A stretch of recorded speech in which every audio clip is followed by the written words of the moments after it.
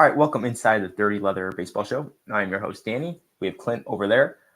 Clint, how was your? We haven't actually spoke for the last 2 weeks, so how have been your last 2 weeks here lately? Last 2 weeks have been good. Braves got on a big surge going into the All-Star break, so that was kind of fun.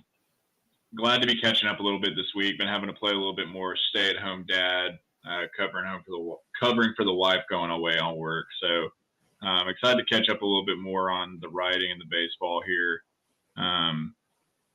Going into the second half. But no, I've had a good 2 weeks. Quite frankly, it kind of lined up well for this to be our first break. I haven't taken last week off. You said you're out of town. I needed a little catch-up time, so I'm feeling good today. I'm feeling like I'm caught up. And how about yourself? But yeah, I'm kind of the week off was good for me, to be honest. Yeah, not bad. We had some home run derby action and All-Star Game action, so the baseball players also took a week off. Did you? So we're going to dive right into the home run derby. So what was your thoughts about that?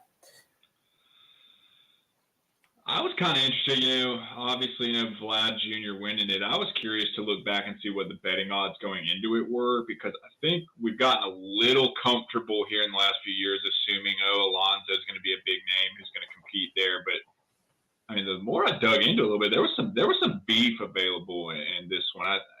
I had it down here. The Caesars had Alonso as the plus 300 favorite, which that kind of blew me away. Vlad at plus 450, Luis Robert at plus 500, J Rod at plus 550. I thought that was insane value. I mean, that's in hindsight. He obviously didn't win, but that one kind of jumped out at me. Adolis Garcia plus 600. It would surprise me not to get too much into the betting aspect of it, but to have seen Rushman going at plus 1,600 versus like Mookie going at plus 900. That one kind of jumped out at me. I mean, not saying I'm some Vegas guy, but I didn't get that one. A Rosarina plus 900 gave it a good run. That was just interesting to me. Obviously I was kind of excited to see somebody other than Alonso get it, being a Braves fan. But I thought it was, the betting odds were interesting to me because I think there were bigger amount of competition there. You say Vlad won. If you'd have told me Alonso won, I'd have said, okay. J-Rod won, okay.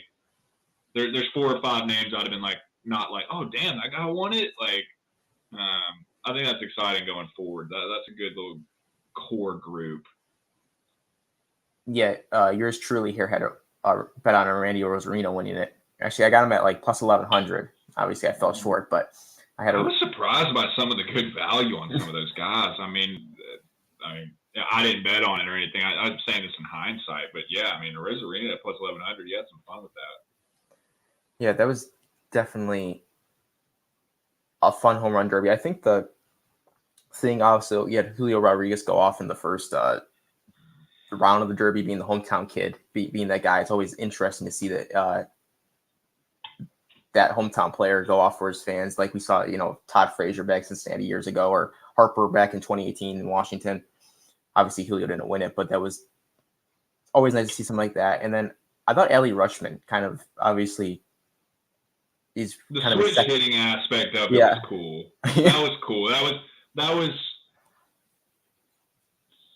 It sounds kind of try hard. That was stylistic. That was something different that made him stand out from the crowd. I mean, just going back to what I said about the betting odds. Hell, Vegas had him as the small dog in the fight. And he came out and what was the number I had in the first round? He hit. I mean, yeah, he lost to Luis Robert 28-27. I mean, 27 was throwing up a number. I mean, some switch hitting, that was exciting. I was pulling for that. I have no allegiance to the Orioles or anything, but that was somebody I was pulling for. Yeah, it's kind of bringing back the Orioles thing. It's kind of nice to start seeing Baltimore Orioles. Obviously, they were a dumpster fire for 5 years here, and now their young guys are up. The team's playing really great baseball. You have Rutschman in the home run derby. You got some all-stars there. I feel like it's a nice time to be a Baltimore Orioles fan, show off this team. So I liked seeing Rutschman in there. Luis Robert was somebody from the Chicago White Sox. Obviously, he was supposed to be in the All-Star game, but he ended up getting hurt or something. I don't know if he got hurt in the home run derby, but he was scratched in the All-Star game. So you don't want to see that if you're the Chicago White Sox right now. Not that they have that much to play for, but yeah. And then let's see. again, Pete Alonso losing in the first round, where obviously has won 2 home run derbies. I mean, talk about going and hanging 21 was a fine number. I mean, when you look at some of the other first round numbers, yeah, pardon me, Alonso didn't have a great night, but it's not like he was a Mookie and went and threw up 11. I mean, he threw up 21 and got doubled, not quite. I mean, 41 to 21, nearly got doubled up. It's like, and I'll give it to Alonso. He did kind of, there was a moment they showed him on the camera kind of going over there just kind of being like, yeah, you kicked my ass. You know, it was just like, you got to give it to him. I mean, there's nothing you can do. The hometown kid and J-Rod lighting him up. That was such a perfect pairing. I kind of like sending him away early. That would have been a little bit lame for, say, you flipped it and Alonso came out and sent the hometown guy. That was scripted well. He didn't stand a damn chance. Yeah, and I hate we didn't get to see him getting a nice lift in between batting. You know, see him really get some nice meeting. What a tool. 6 minutes in, I'm already almost dropping an F-bomb, making fun of Alonso. I think my last thoughts about the home run derby, and then I'll let you close it out. But I just think when you look at All-Star, when we talk about the things, you know, the home run derby in baseball, you look at the like dunk contest, supposed to be the biggest thing from the NBA. Dunk contest, nobody has any idea who those players are. Home run derby, you're getting stars. I know Mookie Betts had like 11 home runs, but that's somebody that top 5 name in baseball. You know, Vladimir Guerrero Jr. put on a show back in 2019, lost to Pete Alonso. Everyone's known Vlad since he was like 5 years old because of Vlad Sr. You have Pete Alonso, who's won this thing twice, plays for a big market team in the Mets. The hometown kid, Julio Rodriguez. You look at somebody like Randy Rosarina, who is on his team in Tampa, but one of the best teams in baseball and one of the better players on their team. So I just think it's interesting to see the home run derby with the big faces. Yeah, I thought it was kind of interesting. A couple little snippet things I had on here. Just thought it was cool. Like you mentioned, Vlad. Everyone knows Vlad Jr. because of Vlad. First father-son to win it. I didn't realize Vlad had won it in 2007 until they reminded me they won it in San Francisco. I thought that was really cool. I thought it was wild. You were talking about J-Rod as the local guy, and I was like, what's the previous record for around 32? 41 to 32 to have absolutely blasted that. When you were talking earlier about just the competition and kind of how it ended up, I was like, to what degree did Rodriguez almost hurt himself putting on that much of a show? And maybe I'm thinking of that more in the traditional, like how we grew up with the home run derby. It was more like 10 outs versus just bang, bang, bang, bang. Said the longest homer was Luis Robert at 484 feet. I would have been interested to see what the betting odds were before on that, because that's who I would have bet on.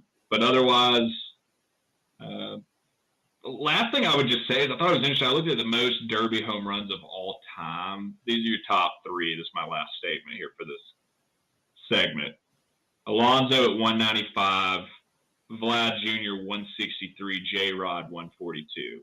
These guys aren't going anywhere. For perspective, your 4 guys, Albert Pujols at 106. Guys aren't going anywhere. It's going to be wild to see how stacked. I mean, for even further perspective, let's see if there's a name of the past. Here you go. Prince Fielder at 10th with 81. Yeah, that's going to get really wild to see those guys battle it out, to see who's standing there, say, 4, 5, 6, 7 years from now. I just thought that was a good kind of last statement. That was interesting. Yeah, and then we brought up actually the home run derby. Now there was another game. The All-Star Game was last night. The National League won their first All-Star Game since 2012, so it's been a decade plus since that happened. I was rooting for a tie, because there was going to be, instead of extra innings, you're going to have a home run derby contest.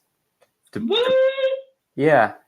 So I missed that. Yeah, so instead of extra innings now, I guess in the All-Star Game, it's a home run derby. I don't know. That same night, like someone just trots out there. Yeah, and they I guess. Yeah, Bob Nightingale. I didn't know that. That's badass. Was talking about it. Yeah, so I was hoping Wander Franco at the end got it to tie the game, but it came up short. Yeah, I feel dumb now not pulling for that, even though I was pulling for the NL. I didn't know that. I'm glad you mentioned that. Yeah, it was cool.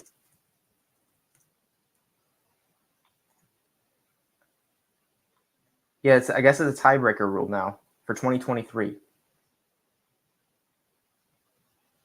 If the All-Star Game remains tied after 9 innings, the game will be decided by a home run derby. Each team selects 3 players, and each batters get 3 swings. The team with the highest homer total will be declared the winner of the game. It's like some nice U.S. Open vibes. I like that. Yeah. So I was waiting for that.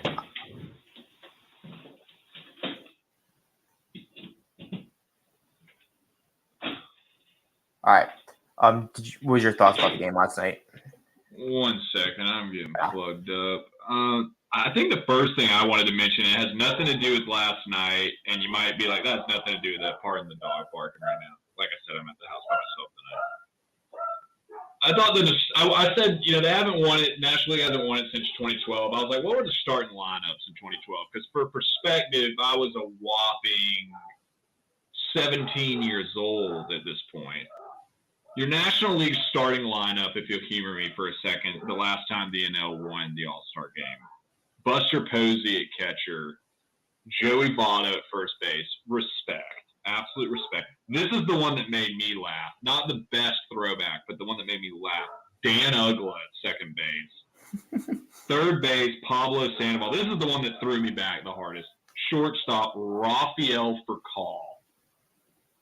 You could have told me Rafael Furcal started in the All-Star Game, and when was it? And I might have told you I was 8 years old. That is a throwback right there. Like, that's being dramatic. I'm being dramatic. But, I mean, that one, when I saw Rafael Furcal was starting the last time the NL won it, that one threw me. Melky Cabrera in the outfield, Carlos Beltran, Matt Kemp, Carlos Gonzalez. The AL real quick. Mike Napoli, Prince Fielder, Robinson Cano, Adrian Beltre, Derek Jeter at shortstop, Josh Hamilton in the outfield, Big Poppy. You get the point. That's intense. And I will say this while I'm rolling. If I was going to do a random stat of the night, it would have been this. And it's not really a stat. It's more of an observation. I couldn't believe Yu Darvish was in that last All-Star Game. I couldn't believe he's been around that long. I swear I looked at it twice. He was on the starting rotation for that All-Star Game in 2012. And I was like, man, I can't believe he's been around that long. That one blew me away. I'll stop at that and let you speak. But that was my opening statement as far as the All-Star Game. It had nothing to do with it. It's all nostalgia. But that's wild for it to have gone that long. I mean, I was happy to see it. Yeah, the only thing I think about the All-Star Game, I think the MLB All-Star Game is still the best All-Star Game out of all major leagues. But what is with the horrible jerseys? Can we get back to the players wearing their MLB uniforms? What was the quote I put in here? It's funny you said that. Oh, my God. Someone had a great one in here. Okay, I said random, but I laughed. Quote, this is from an article when I was getting some notes. This year's jerseys, which featured Seattle-inspired teal and blue camo pattern colorways, looked more fit for Tron characters than baseball players. And when I looked at it, I was like, that was pretty damn accurate. Like, yeah, I agree with you. They need to do something different. For that to have been Nike being the supplier for that was a weak effort. Yeah, I'm used to the NBA having alpha jerseys. I want to see my baseball players in their uniforms they wear every single day. It's cool to see around the diamond. And that's probably what they'd rather do, too. Go out and play. I mean, also, too, with baseball, I understand their hat had the logo and stuff like that, and they had like their logo on their pants of the team they played for. But baseball is also a sport where a lot of people can't put faces with team. Like, if you don't see them in their jerseys, like I can look at LeBron James and know who he plays for and what he is. I mean, I can look at like any jersey. Well, it's kind of like the concept of watching football, and it's like they're wearing a helmet. I don't recognize them as easily as say LeBron James. To your point, yeah, you're right. Like, I'm not gonna be able to put a face to some bullpen pitcher from the Kansas City Royals when he comes in the game. You're a Guardians fan. You're not going to be recognizing some reliever pitching for the Rockies or something. Yeah, like exactly. Something like that. Like I'm not. You're right. Yeah, like I'll know. Like it's not like I can see like I know who Julio Rodriguez is. If he's sitting next to me, I know who he is, and now the uniform on. But for a lot of Major League Baseball players, they're not recognizable. You could have a Marlins reliever come and punch it on your ass in a bar, and you'd have no idea who he was. Yeah, I get your point. You're right. Yeah, like it's kind of like linemen in football or something. Like they're not recognizable. Yeah. Like at least the linemen, I know they're huge, but like I wouldn't know. No, you're right. Yeah, I hadn't thought about it like that. So that's something they need to bring back. I feel like that's a majority of people too, or had the same. I'm sure that's like most things that has to do with money. Yep. I mean, you can sell those jerseys, all of the team shops at stadiums. So I guess what did you think? What if we had? I don't think we had a grinds my gears tonight. This isn't really a grinds my gears. I was interested to ask your opinion about the little. I say cute, and I sound like a condescending jackass right now, but the "Come to Seattle" chants for Ohtani that were raining through, which I didn't realize as much of a run they'd made at him originally. Which I know it's a different ball game. He's going to be a $400, $500 million guy versus a international signing, much cheaper. But that's like they were saying, that was kind of remnant of the Juan Soto future Dodger cries, and I'm like, yeah, but I think I took that more seriously, seeing that there was a chance Juan Soto could be a Dodger versus Ohtani being a Mariner. I'm like, if Ohtani's a Mariner, my mind will be effing blown.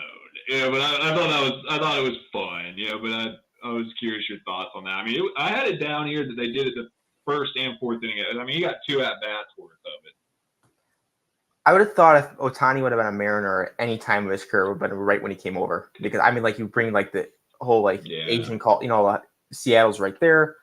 A lot of players that come over, like an Ichiro, adapted very well in Seattle. I thought that'd be where he'd go. And obviously he didn't. He went to the Los Angeles Angels. I don't think the Seattle Mariners are going to be dishing out $500 million. So I would say... You're right. I like the Ichiro point. I sound like I'm selling myself short. I hadn't even thought about it like that. That was a good point. I hadn't thought about it like that. Yeah, but I do think Ohtani will stay on the West Coast somewhere. But we'll talk about that way in the future. But yeah. You're right. I thought that was worth mentioning. I thought that was interesting.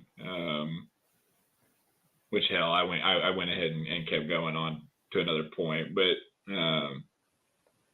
what was that? That was them chanting, and then what was the other one? I was going to mention about that. We had talked. If we had done a flashback to a previous episode, we were talking about the A's and selling the team. Thought it was cute when Brent Rooker was up. The whole sell the team. The Oakland fans were giving some good effort on that. Given a hard time. I know it might be a lost cause at this point, but I enjoyed that as well. Oh, one last thought I'll make before we move on. I like the All-Star Game, how they talk to the players out there. You have the broadcast, they're talking to players. And you had, I think, one point you had Mookie Betts and Freddie Freeman on the field together talking to each other like they were playing with the Dodgers. I like seeing that during All-Star games.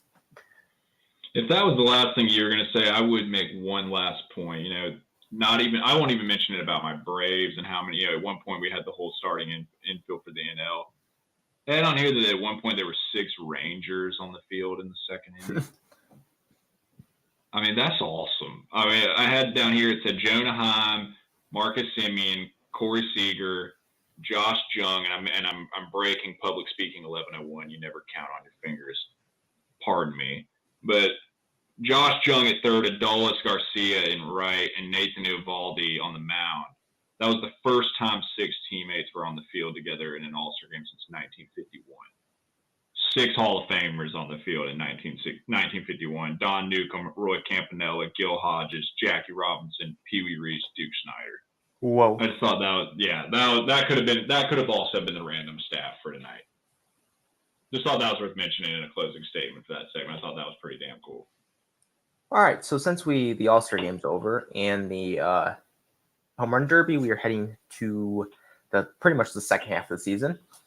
And we're going to talk about people who are going to be buying and selling here in the next couple of weeks.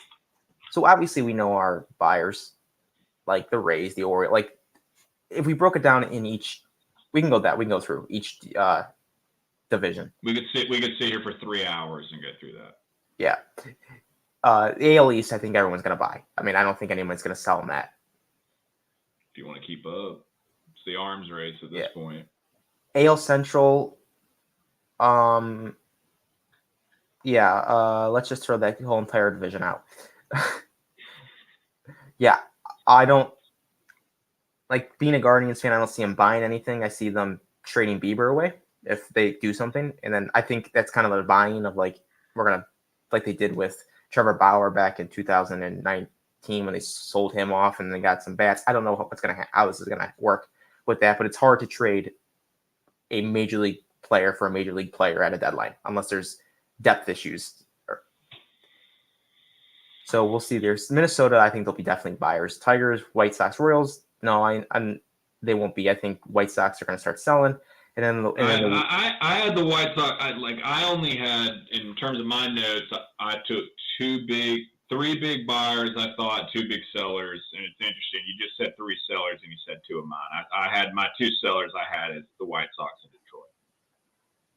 And then I think in the West, I think all 4 except the Athletics obviously will probably be buying just because I think the one we look at would be the Ohtani thing. Is Ohtani really going to be traded? No. From me, and I don't think that's going to happen.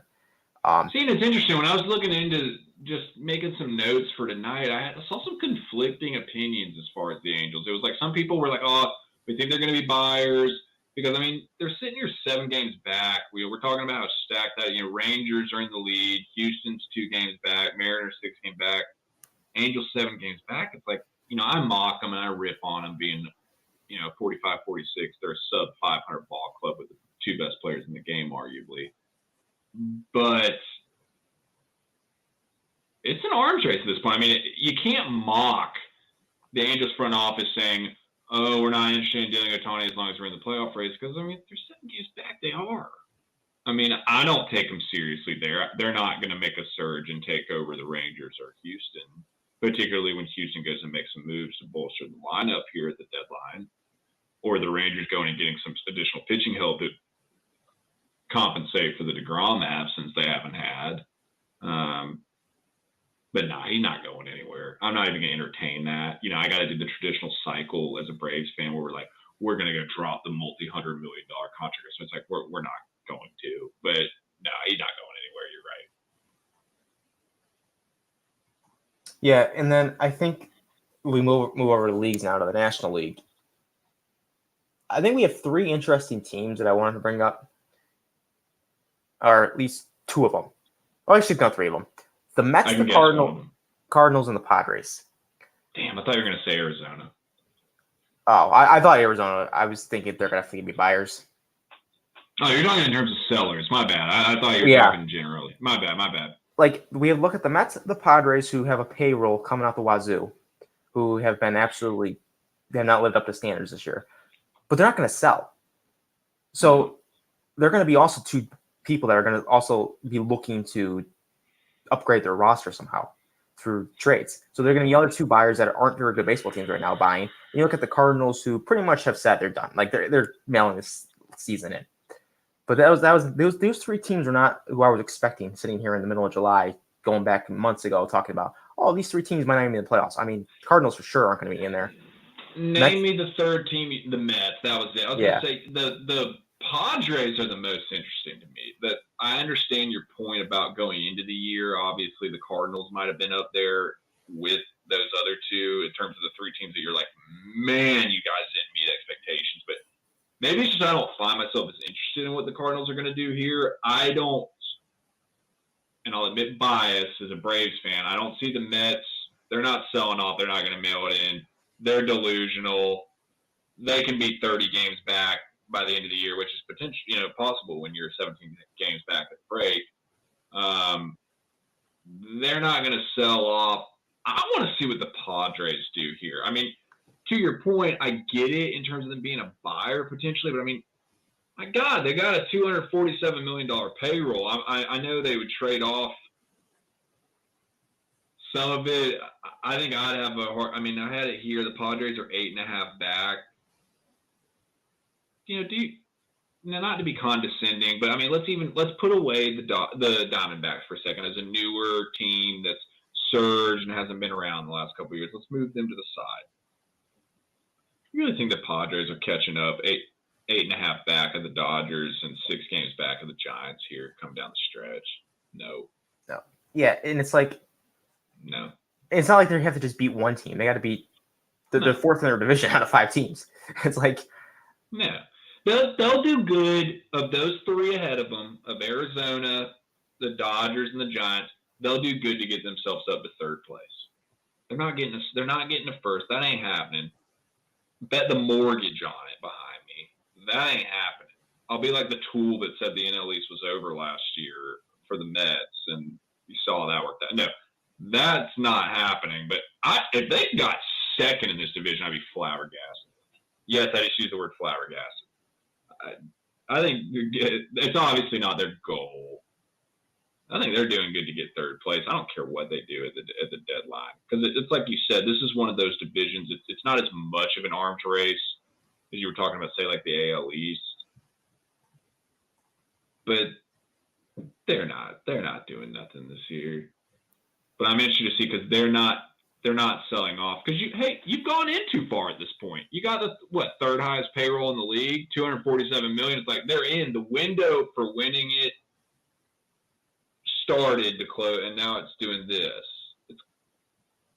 But they can't blow it up. That's the one I'm the most interested in. Even though I'm a Braves fan, you would think it'd be the Mets. I'm the most interested in the Padres. Yeah, and it's nice to see new blood, like, as buyers here with the Marlins and the Diamondbacks and the Reds. I love seeing the Diamondbacks with this surge. Like, people are talking about the Reds. That's more the popular, like, America's team. People are excited. They don't suck anymore kind of thing. I might be having as much fun, if not more, being excited for the Diamondbacks. Definitely. Yeah. No one liked being in Ohio and living in the Cleveland area. You got to hear about the Cincinnati Reds. I mean, Cincinnati's in Kentucky, for crying out loud. I mean,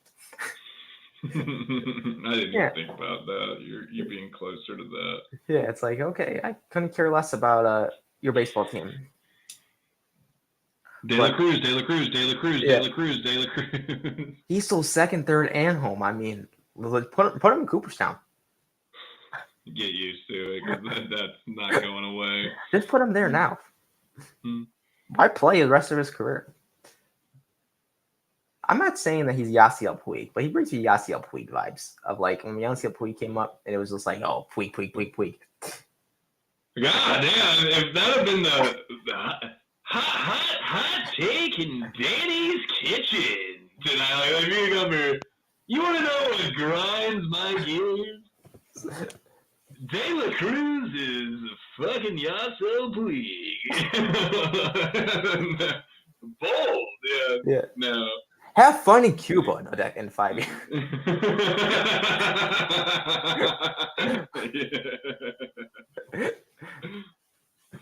You're right. Have fun in the Japanese Baseball League. But, you mentioned Detroit. Before we get too far away from it, Eduardo Rodriguez is a goner. That's the final point I have to that. It's like that guy, if I had to pick one guy going into the trade deadline here, where you're like, if you're like this guy's buddy in the locker room or something, this is the guy you go get a beer with after the game or something. This is the guy you're looking at being like, yeah, so your wife's like fully prepared for you guys to start moving, right? Like you guys are packing up your shit. Like you're gone. You're done. That's if I had to pick one, I think that'd be my pick for somebody. You made the point earlier about you thought the Guardians could be dealing Bieber. That'd be somebody I'd be like, yeah, he's a goner. I always find it kind of weird around this time, because like you're like on a bad team, and you get that call that you're getting sent to a contender. I mean, it's got to be like, you don't want to imagine that. I say that's the kind of like abstract thinking, like that guy that in high school that like hits his first joint and is like, oh, we're like just a part of a bigger universe, like that kind of talking. Like when I say to my wife sometimes, like how I'm so into the NFL draft. I talk about the concept all the time of like, Imagine being the guy that's like, oh yeah, I played it, for Iowa. I just got drafted by, the New York Giants or something. Like, or I just got drafted by the Raiders. I'm moving to Vegas. Like just like such a life change, like cultural change, like a locker room change and expectations change. To your point, you said about going from like a loser. I mean, could you imagine being the guy that's like, yeah, I'll use an example. I'll be annoying and use a biased example. Matt Olson playing for the bum A's who don't even try to win. It's just blatantly embarrassing. They don't try. It's so obvious. It's like, come on, dude. You get a phone call like, hey, bucko, I'm your agent. You got this big multi-million-dollar deal to go play for the best team in the league in your hometown. It's like, that's something I can't relate to. We can't relate to as people who aren't professional athletes. Like, that's such a wild, like, lottery feeling to me. Like, to your point, that's got to be cool. I mean, we're talking about sellers. Let's just talk about the teams we've mentioned. We mentioned Detroit. We mentioned the White Sox. Okay, well, let's flip it. We talked about some buyers. Okay, you're going from one of those teams to what? The AL East? You're getting to go jump into that heat? Jumping out of the lame White Sox division? That's awesome. You're absolutely right. It is cool to think about. Yeah, it's like you're on a team that stinks, and the next morning you wake up and you're like in a pennant race. Like your mindset's like it's like NFL season. You see the tweets. People like, yeah, went to bed 3-8, woke up 9-2. Yeah. Like, I mean, it is. It's cool. I mean, it's like it's just crazy how. And then if you're on the opposite side of that, like if you're somehow in a trade from a great team to the bad team, oh my goodness. And where would that most commonly be seen? Would that be with? See, I don't know. It's like, would you be the older guy on the team that's good and get sold off for a younger guy in another position? Maybe I don't know. It's like when I was looking through this, making some notes, you'd see an example, and he's already been traded. Aroldis Chapman. That was a good example. Going from Kansas City, went there as kind of a 35-year-old guy. People thought maybe he was going down a downward trend, running out of gas. Really made a statement this year. Rangers coming in by. I know it's not at the trade deadline. That's the topic at hand. But just in terms of, to your point of going from a loser to a winner to a loser, the aging guy, the younger guy. I thought that was a nice example of, Aroldis Chapman's 35 years old, playing on the bum Royals. Their window to win in terms of development, where they'll actually be able to, is so much wider than what he has left as a 35-year-old. Rangers are in it, man. They're battling. I mean, they're in the lead. They're 2 games ahead of Houston. I think that's a great example to the topic we've had here, even though it's a little early. It's who was it last year that was the big buyers? Who was the big seller? That was another thing I was thinking. What last San Diego bought. I remember the San Diego thing about. Yeah, I have right here. You're absolutely right. I said last year the buying teams were headlined by the Padres, Soto, and then Josh Hader. Reds were the big sellers. Luis Castillo, Tommy Pham, etc. Yeah, you were right. I did make one note of that. I was interested who that was the big buyer, that was the big seller. We'll see who it'll be this year, but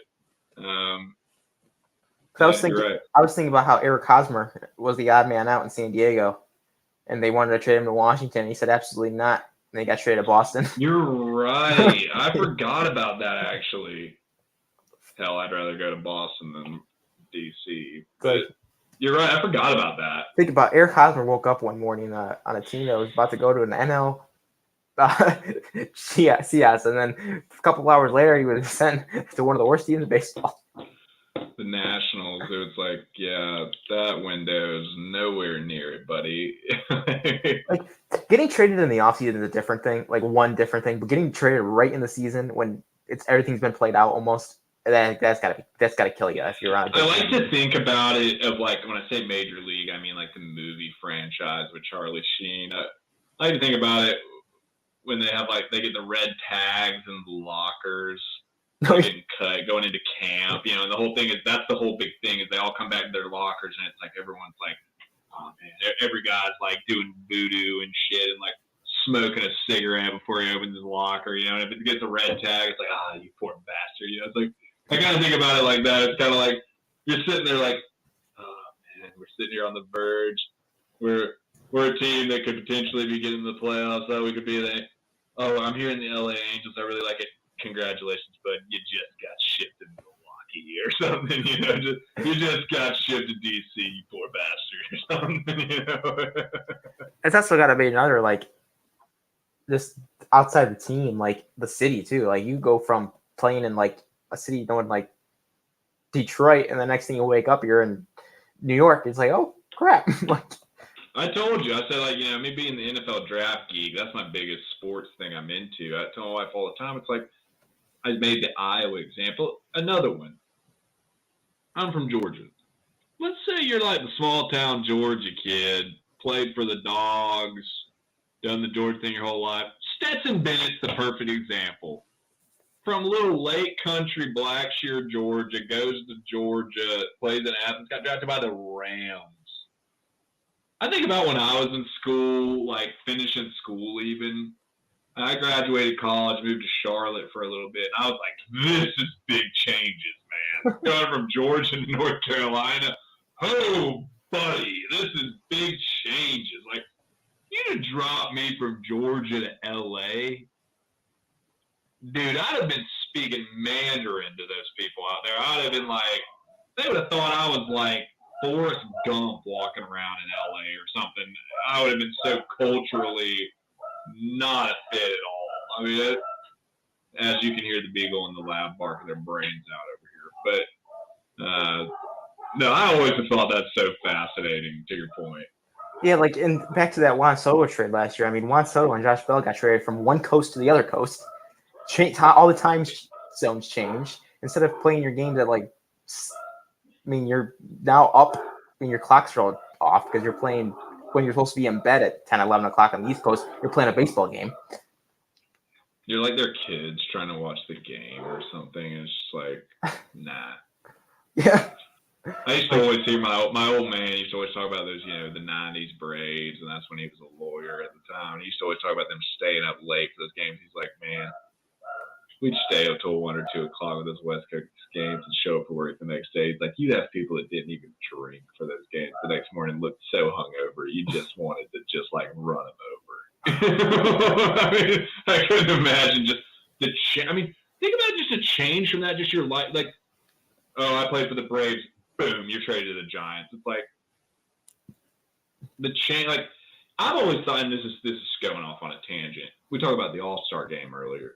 I've always thought that was an interesting concept. Imagine they were talking about. I'm trying to remember the Braves series they had right. I think it was Tampa. I think we were playing Tampa right before we went to the break, and then we had all those guys, 6 or 7, however many of them was, that were heading to Seattle.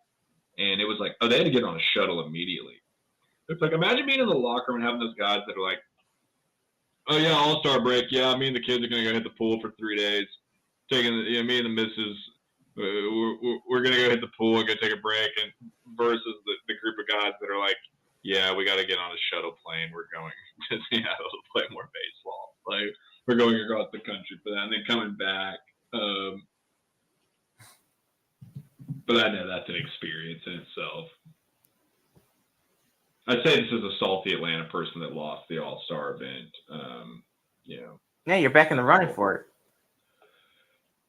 I don't even want to talk about it, to be completely honest with you. I don't even want to talk about it. I mean, what's changed now from 2021 to 2025? Yeah, I'll never forgive MLB for that. And I'm saying this as a person I got my good buddy Tom, who is as loyal a Braves fan as you'll ever find in your life. That guy's done it his whole life. He's hitting at least he if I had to guess, he's probably hitting about 40 games a year. Season tickets going all the time. I've done NLCS walk-offs with that guy. I've done playoff games.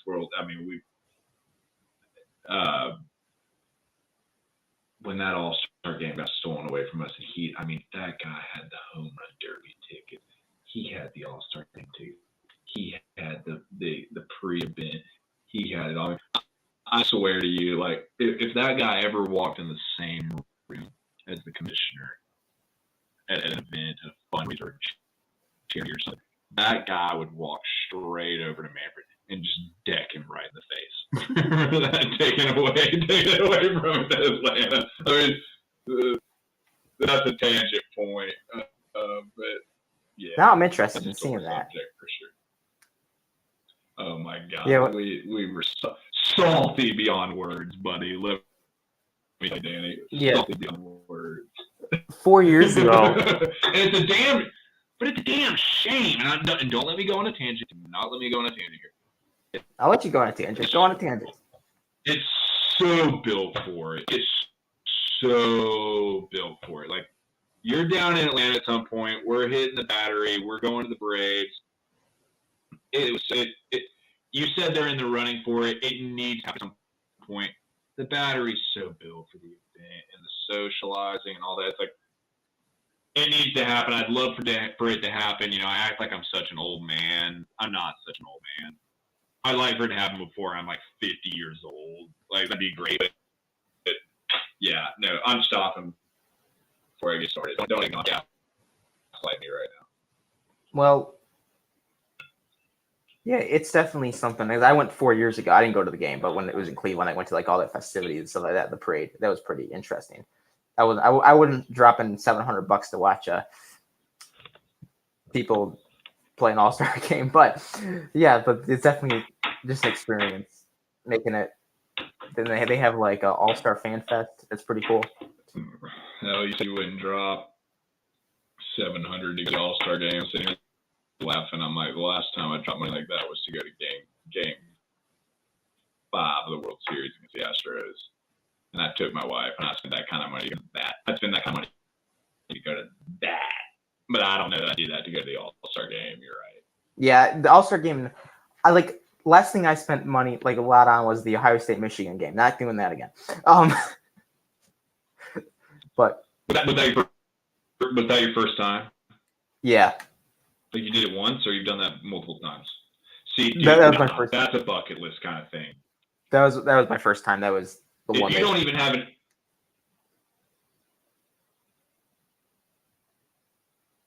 If you don't even have any affiliation with Ohio State or Michigan, that'd be a bucket list. That'd be badass. Yeah, that's worth it to do one time. It was definitely an experience, but obviously being an Ohio State fan wasn't great, but definitely. I've never even put that together that you're an Ohio State fan. Yeah, but trust me. I'm embarrassed to say that. You know what? Next show, I'm wearing my Georgia hat for you. I have a Georgia hat.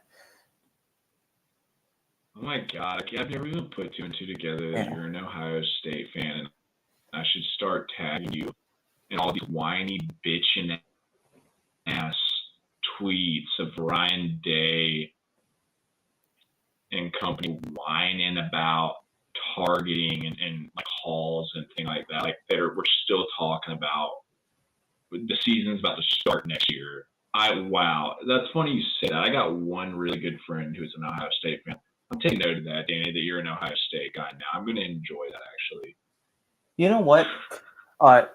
Ohio State fans can't get over when they lose a game that it's never like anybody's fault except the officials. Like, you go back to the Clemson. Remember in 2019 when they lost to Clemson in the Fiesta Bowl, and they were up, and Trevor Lawrence ran 2 touchdowns on them, and then Sean Wade got the targeting, and everyone was like crying about it, and the Justin Ross fumble. Yeah, that's all I heard about for years was about it. But no one brought up that why Ryan Day went in, because the one time Clemson was off the field on 4th down, and they went and hit the punter, and they gave him a free, and they went down and scored a touchdown on that after that when they got the ball back. Like, it's little things. It's just Ryan Day is a 2nd, 3rd, 4th place guy. That's okay. That's fine. That's fine. And don't let me go off on a tangent here. That's fine. A lot of programs would love the 2nd, 3rd, 4th place guy. I did that 2nd, 3rd, 4th place guy shit growing up when, respectfully, Mark Rick was our head coach. We did that. I get the 2nd, 3rd, 4th place guy. He's not a 1st place guy. I talk more shit about Ryan Day than anybody. So I think that's funny. I mean, yeah, and it's not. No, and you make the point about it. Like there's really what 3 guys you can really say are first place guys with Dabo, Kirby, and Saban. I mean, I know Jimbo had a ring. Yes, but like, Dabo's Dabo. To add to your point, I'm not. Yes, he has been first place guy. Yeah. I cannot take that away from him. No one can take that away from Dabo. He ain't never winning another. He ain't winning. Yeah. No, the window's closed. He cashed in. He cashed in when he had to. He's done. It's going to be Kirby. It's going to be Saban. Saban's not done. People can try and convince themselves he is. He's not. Yeah. Somebody else going to have to step up and put up some fight. It won't just be those two, but my God, if I was at Ohio State, I'd hand Ryan Day a cardboard box and tell him to get the hell out tomorrow. He's not even the best coach on campus. Brian Hartline's the best coach on campus. He is. Side note, I had dinner once with Brian Hartline. Shut up! Yeah. Shut up, Danny. What the hell? What? Yeah, when he back in 2015, I want to say, when he played for the Browns. What the hell was that? I don't remember what it was. It was like some contest or something that my uncle won or something. And I went to dinner with him, and it was a day. Yeah. You're so chill. And he's like, yeah, it's whatever. Like, no, contest. That's whatever. Yeah. That's I don't cool. know. It was like some Browns charity thing. I think very highly of him. I think very highly of him as coach. It's like he is what I think Ohio State's closest to having that, like, I'm not saying like Kirby's the beacon light for every program. He's not. But that just like Homer got recruits out of his mind. Like recruits out of his mind, young guy, getting him at the right time.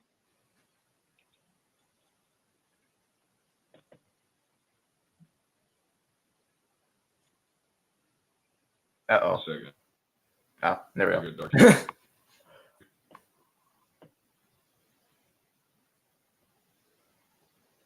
All right. You good?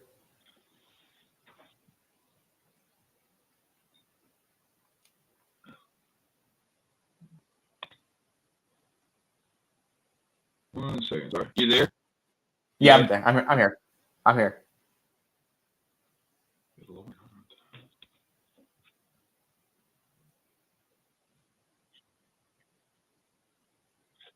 Okay, I can hear you. I think my I don't know. You got me? Screen looks terrible. I can hear you.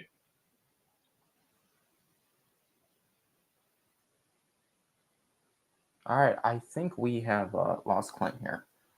But that's gonna be it for the show. Thanks for listening.